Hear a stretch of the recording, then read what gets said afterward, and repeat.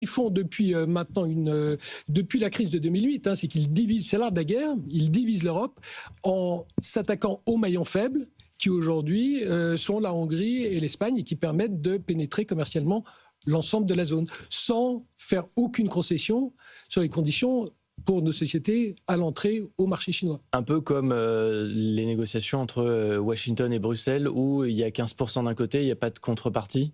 Mais c'est ça qui est intéressant, c'est qu'on a poussé des hurlements en disant c'est une humiliation pour Madame van der Leyen devant Monsieur Trump, mais en réalité, il me semble que l'humiliation, elle est beaucoup plus importante vis-à-vis de Pékin, parce que l'accord américain, on va pouvoir le renégocier. On va se rendre compte que 80% de ces tarifs, ils sont payés par, si vous en croyez Goldman Sachs, par le consommateur et les entreprises américaines. Le 7 août, avant après-demain ? Non, mais non. On va s'assurer que ce sont les Américains qui payent pour ces tarifs. La Chine, c'est très différent. La Chine, ce qu'on a, c'est ce que j'appelle un second choc chinois qui arrive.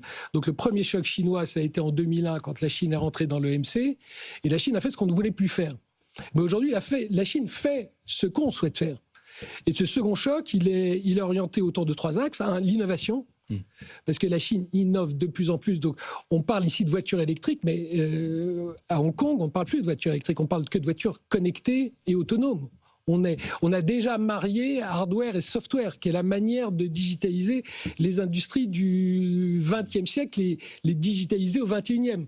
Prenez la grande surprise des 12 derniers mois, c'est la pharmacie et les biotech. Les Chinois trouvent maintenant 30% des nouvelles molécules. C'est-à-dire qu'ils sont en avance sur les États-Unis. Donc le premier point, c'est l'innovation. Le second, c'est les surcapacités industrielles. Parenthèse là-dessus, ça vous fait un choc, vous